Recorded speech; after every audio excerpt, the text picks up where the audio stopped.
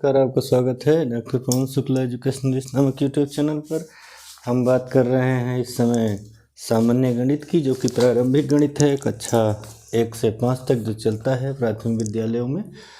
हम उसी की बात कर रहे हैं। गिनतारा कक्षा 4 की पुस्तक है और उसमें हम जो उसका आज का पाठ है वह पाठ 9वां है। हम आपको बार बार कहते हैं कि पुस्तक बहुत ही अच्छे तरीके से अनुक्रमित इंडेक्शन के रूप में बनाई गई है, जिसमें आप स्वयं भी पढ़ करके बहुत कुछ अपने मन से सीख सकते हैं।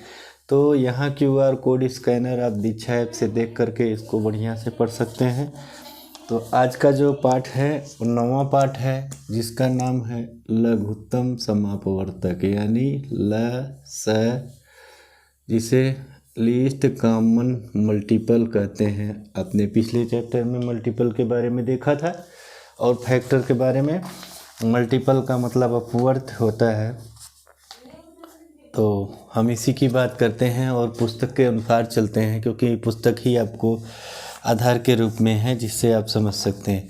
यहाँ देखिए, आप अपवर्तियों को देखते हैं। एक उदाहरण दिया गया है 4 और 6 के अपवर्तियों को देखिए। तो 4 और 6 को अपवर्त देखिए तो 4 के अपवर्त हैं 4 दुनिया 8, 4 तिहाई 12, 4 चौक 16, 25 20, छक्का 24, 27 28। 6 के अपवर्त हैं 6, 12, 18, 24, 30, 42। तो यहाँ हमने देखा कि 12 और 24 दोनों संख्याओं के अपवर्त हैं 4 और 6 के। ऐसे ही 3 के अपवर्त आप देखें तो 3 का पहाड़ा 10 बार, 12 बार, 13 बार तक पढ़ते गए। फिर 4 का पढ़े, फिर 6 का पढ़े। तो यहाँ 12, 14, 12, 24 और 36, यहाँ 2 अपवर्त मिलते हैं। ऐसे अपवर्त जो दी हुई संख्याओं के अपवर्तों में शामिल होते हैं, उभयनिष्ठ होते हैं, यानी जो दोनों में होंगे उन्हें उभयनिष्ठ हिंदी में कहा जाता है। उभय का मतलब दोनों में या 2 से अधिक में, निष्ठ का मतलब हों। तो कॉमन अंग्रेजी उसका है कॉमन। तो लीस्ट कॉमन मल्टीपल उसी के आधार पर तैयार होता है। दी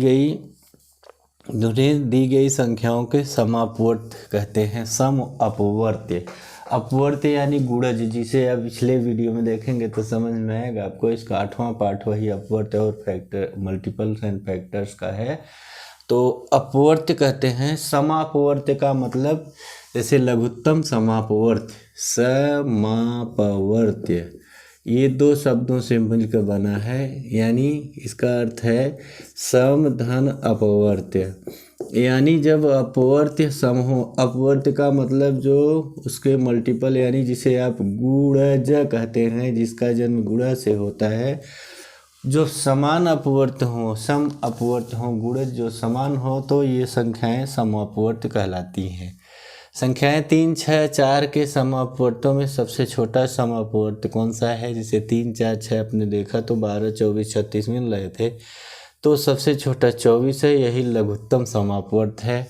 लघुत्तम यानी सबसे छोटा, जो सबसे छोटा समापवर्त संख्याओं में है, जो कि कॉमन मल्टीपल्स है, तो वो क्या कहलाएगा? समापवर्त कहलाएगी। यानी 2 या 2 से अधिक संख्याओं का लघुत्तम समापवर्त वह छोटी संख्या होती है जो उन संख्याओं से पूरी विभाजित हो जाती है।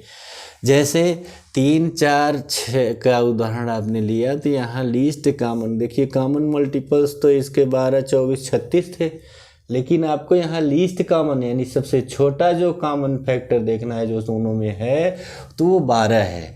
तो इसका जो है 12 क्या है? वह लघुत्तम समापवर्त है। यानी 2 या 2 से अधिक संख्याओं का लघुत्तम समापवर्त किसी दी हुई सभी संख्याओं का सबसे छोटा उभयनिष्ठ अपवर्त होता है।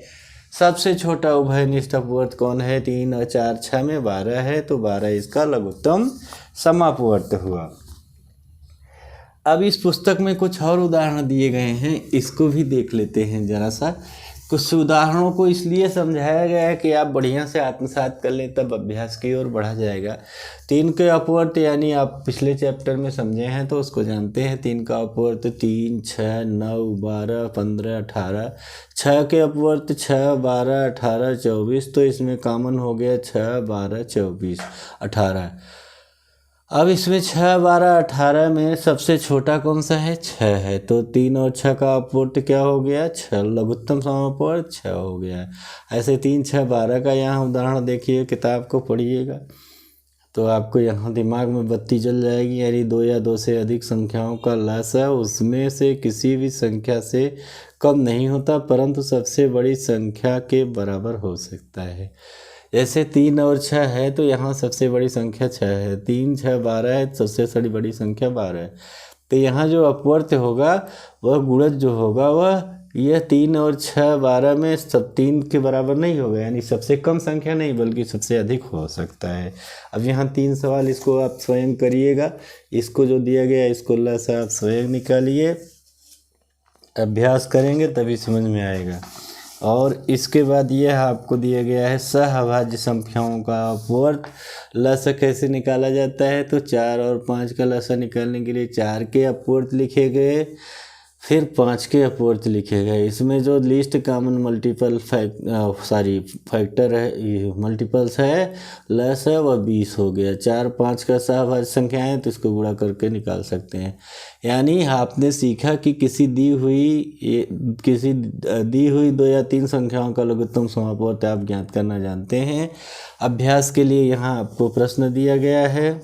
ये प्रश्न आप देखिए बढ़िया से, नीचे के जो सवाल दिए गए इनको देखिए और देखिए दिखाई देना चाहिए। मैं प्रयास आपको कर रहा हूँ पूरा दिखाई दे, तो इसको आप लगाइए। इसके बाद अगला पाठ है महत्तम समापवर्त का। हम इसी वीडियो में इसे भी देख लेते हैं। अब लस का आपने समझा, लघुत्तम समापवर्त आप समझ गए कक्षा 4 के स्तर का। अब महत्तम समापवर्त देखना है। महत्तम समापवर्त, महत्तम का मतलब हाईएस्ट कॉमन फैक्टर की बात होती है। HCF क्या है इसकी बात होगी। तो यहाँ देखिए समापवर्तक आपको सबसे पहले निकालने होंगे। समापवर्तक यानी जो कॉमन फैक्टर्स हैं उसको आपको सबसे पहले निकालना होगा। समापवर्तक न कि अपवर्त्य, दोनों में अंतर आप पिछले वीडियो से देखेंगे तो अपवर्त्य और अपवर्तक को जानते हैं, गुणज और गुणनखंड। तो यहाँ 15 के अपवर्तक देखिए शब्दों से आपको समझ में आ जाएगा, वो लघुत्तम समापवर्त्य था। और देखिए ये चैप्टर का नाम नहीं तो उसमें आप गलती करेंगे, लीस्ट कॉमन मल्टीपल्स है। Least common multiples, highest common factor सही था, LCF था। LCM लीस्ट कॉमन मल्टीपल्स आपने पढ़ा। उसके बाद HCF है, यह हाईएस्ट कॉमन फैक्टर है। ये चैप्टर आपका जो हमने इसके पहले बताया था मल्टीपल्स और फैक्टर्स का, उसमें आपको समझ में आया होगा। ये अपवर्त्य और अपवर्तक वाला पार्ट जो पिछला था उसको समझे होंगे तो इसको बेहतर समझ सकते हैं। तो जो समापवर्तक होता है वह क्या होता है? समापवर्तक यानी जो गुणनखंड होता है उसको देखिए, उदाहरण दिया गया है, फिर भी हम इसको यहाँ समझाते हैं आपको कि 15 के अपवर्तक क्या क्या हैं। 15 के अपवर्तक हैं यानी 15 का गुणनखंड 1 होगा, 3 होगा, 5 होगा, 15 होगा। 18 के अपवर्तक 1, 2, 3, 6, 8, 9, 18 जो भी है। 21 का अपवर्तक 1, 3, 7, 21 है। तो यहाँ आप इसको गोले में बना सकते हैं। जैसे 15 के अपवर्त का गोला बनाए तो 1, 3, 5, 15 हो गया। इसको बना सकते हैं, ऐसे बना दिया गया। 15 के अपवर्त आपने लिखा 1, 3, 5, 15, ये हो गया। और उसके बाद 1, 2, 3 ये है 18 का, तो 18 वाला बनाइए। तो 1 है, 3 है, इसमें 1, 2, 3 हो गया, अब 6 हो गया, 9 हो गया, उसके बाद 18 हो गया।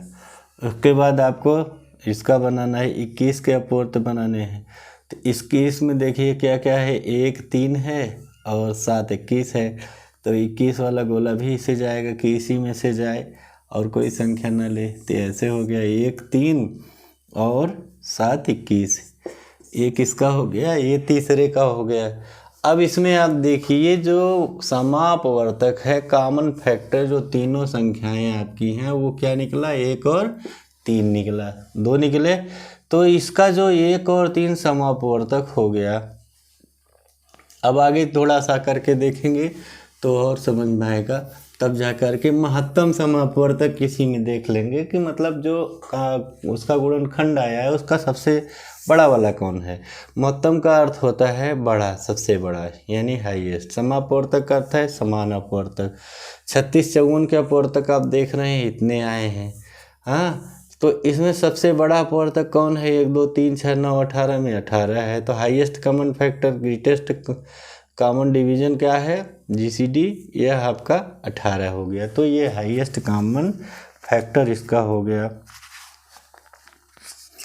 अब यहाँ एक उदाहरण दिया गया है कि पिताजी को टमाटर के 12 पौधे और बैंगन के 18 पौधे क्यारी में विभिन्न पंक्तियों में लगाने, अधिक से अधिक एक पंक्ति में कितने पौधे लगाएं कि प्रत्येक पंक्ति में बराबर पौधे लगें और एक भी पौधा शेष न बचे। तो यहाँ आपको हाईएस्ट कॉमन फैक्टर ज्ञात करना है। तो 12 के अपवर्त आप निकाले तो 12 में 1 का भाग हुआ, 2 का, 3 का, 4 का, 6 का, 12 का। फिर 18 के 1 का, 2 का, 3 का, 6 का, 9 का, 18 का, जिसके समापवर्तक हो गए 1 2 3 6। अब इनमें सबसे बड़ा कौन सा है, 6 है। तो एक पंक्ति में अधिकतम कितने पौधे लगाए जा सकते हैं, 6 लगाए जा सकते हैं। सहभाज्य संख्याओं का महत्तम समापवर्तक हमेशा 1 होता है, क्योंकि वो उन संख्याओं में जो उसका कॉमन फैक्टर होता है वो कोई और नहीं होता एक के अलावा। आप जानते हैं सहभाज्य संख्याएं जैसे 15 16 है, तो 15 16 सहभाज्य संख्याएं हैं। ये केवल इनमें जो कॉमन है भाग देने वाली संख्या 1 है, किसी और संख्या से नहीं होगा। आपने सीखा कि एक सभी संख्याओं का सर्व उभयनिष्ठ और छोटा अपवर्तक है। 2 या 2 से अधिक संख्याओं के उभयनिष्ठ गुणनखंडों को उन संख्याओं का समापवर्तक कहते हैं। सहभाज्य संख्याओं का महत्तम समापवर्तक सदैव 1 होता है। 2 से अधिक संख्याओं का महत्तम समापवर्तक सबसे बड़ा गुणनखंड होता है। गुणनखंड यानी अपवर्तक होता है। सभी संख्याओं का उभयनिष्ठ गुणनखंड या सार्ववर्तक हो जो वही सब महत्तम समापवर्तक होता है। जो 2 या 2 से अधिक संख्याओं का मासा उनमें से किसी की संख्या से बड़ा नहीं हो सकता है, परंतु 2 संख्याओं में सबसे छोटी संख्या के बराबर हो सकता है। इसके बाद महत्तम समापवर्तक के कुछ सवाल दिए गए हैं छोटे छोटे, इनको समझिए और बताइए जो न समझ में आएगा। और इसके बाद ये गणितज्ञ के बारे में दिया गया है, महान गणितज्ञ जो भारत के थे, AR राव के बारे में दिया गया। अन्ना स्वामी रंगनाथ राव का जन्म 23 सितंबर 1908 को तमिलनाडु में हुआ था। गणित के क्षेत्र में इनका अद्वितीय योगदान है। ये विक्रम साराभाई सामुदायिक विज्ञान केंद्र में गणित विज्ञान के विभाग अध्यक्ष भी रहे हैं।